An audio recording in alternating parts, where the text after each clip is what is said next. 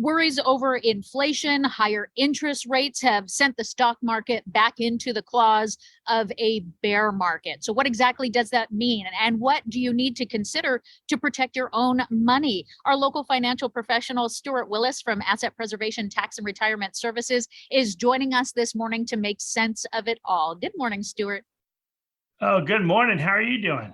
I'm doing great. So I think that bear market can be a bit of a buzzword that people just kind of go along with, but don't really know what it means. So let's start there.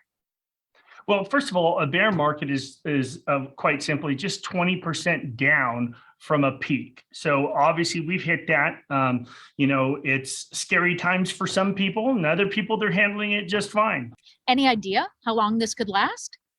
Well, listen, most bear markets, we typically see 1 year down, and then it takes a couple years to recover. Now, we have seen some that have taken up to 5 years back in 1942.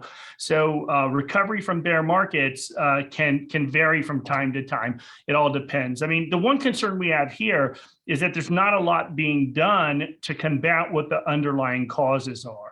There are a couple things that we have at least learned from the past about what we can do. The first one, don't panic. Yeah, I mean, absolutely. Listen, everybody is aggressive when the market's doing well because they want to get the full return of the markets.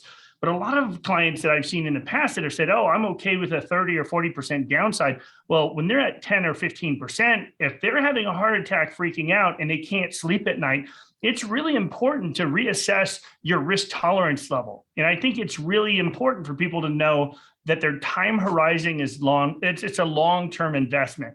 That means that you really shouldn't be afraid of investing right now. So that's something to consider as well, even though we are seeing the up and downs.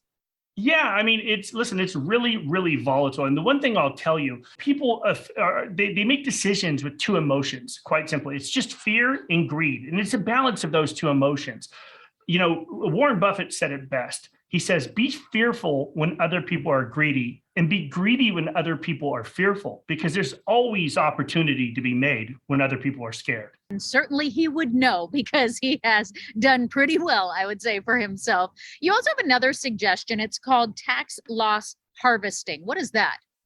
Yeah, so oftentimes people did a rebalance towards the end of last year. And now what we're seeing is some people have pretty substantial losses in their portfolio from the beginning of the year. So what you can do is capture that short-term or long-term gain by selling out of your positions so that you basically have in reserve that loss that you can deduct against either short-term ordinary income or long-term capital gains. And the one thing to think, Nohe, is that if you have some short-term losses, you can actually offset that against ordinary income. So a lot of what we talk about, at Asset Preservation, a big part of our business is tax planning. And I think it's the most overlooked problem with a lot of people. And that's kind of the last one, that while you're having these conversations with your tax professional, you're saying revisit that mid-year Roth conversation. Typically, we usually only do tax planning at the end of the year when it comes to Roth conversion. However, we are in this tremendous double discount right now. Well, of course, most people realize we're in the most efficient tax window in history right now, and the Trump tax cuts are looking to sunset at the end of 25. But what we're also seeing is that we're in a market discount as well. So just imagine, had you converted all of your IRAs to Roth in March of 2020, you would have seen a 100% increase in value, all tax-free. So we are now in the one exception that I usually don't break, and that is making sure that we don't convert during the middle of the year unless there's a substantial market correction. And I think we're there. There's tremendous opportunity now, but people have to take action. And part of that taking action is speaking to a professional. Maybe you haven't talked to a tax professional yet. So if people are looking for that help, how can they get in touch?